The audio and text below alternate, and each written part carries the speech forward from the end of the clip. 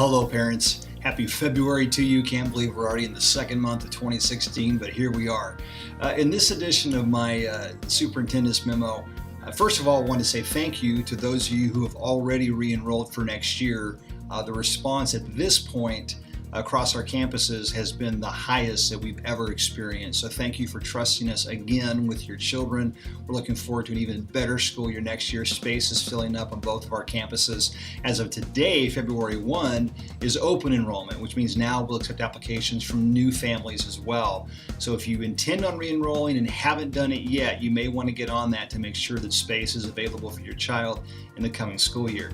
Now, one of the biggest questions we've been receiving is on immunizations. And I wanted to be very clear that we thought that private schools would be exempted from this new law in California. They are not. So unless something happens legally from an injunction standpoint or something changes between now and the start of the school year, there is nothing that we can do about it. This isn't a commentary on the rightness or wrongness of immunizations. I know those two words probably drive my English teachers crazy. So we're not expressing an opinion here, we're simply following the law. So here it is. And you can also visit shotsforschool.org for information.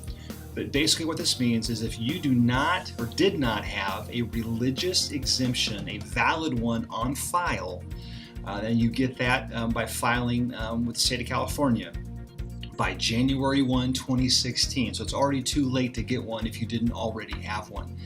If you don't have one on file and you do not have a valid medical exemption from your doctor, simply meaning that your doctor agrees with you that to immunize your child or for certain immunizations would put them at greater health risk, and an MD or an OD, not a physician's assistant, not a nurse, no one like that, just an MD or an OD can actually sign those.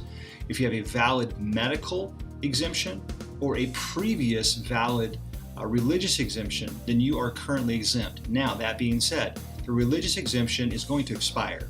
So if your child is coming into kindergarten this year, you have no religious exemption available to you. If your child is entering 7th grade this year, your religious exemption also expires and is no longer available to you. If you're somewhere between that kindergarten and 7th grade and you have a valid religious exemption on file, then you are good until 7th grade. Other than that, that's it. And there's nothing we can do about it. Again, not expressing an opinion. I know there's passionate arguments on both sides, and we're not taking a position on this. We're simply following the state law. So if you do not have a valid medical exemption, and if you do not have a valid religious exemption, and you choose not to immunize your child, we respect that, we honor that, but you will not be able to attend our schools next year. This is state law, and we obviously have to uphold that, or we would be shut down. So if you have questions about that, I encourage you to visit shotsforschool.org. We'll try to answer questions that we have, but you can find all of this online, state law, and read all about it on your own. Okay, that being said, as negative as that is, we're excited about next year. Enrollment, as I said, is higher than it's ever been at this point in the re-enrollment process. And we believe God has even greater things in store for us in the 2016-2017 school year. So that's it for this time. Talk to you in March. God bless.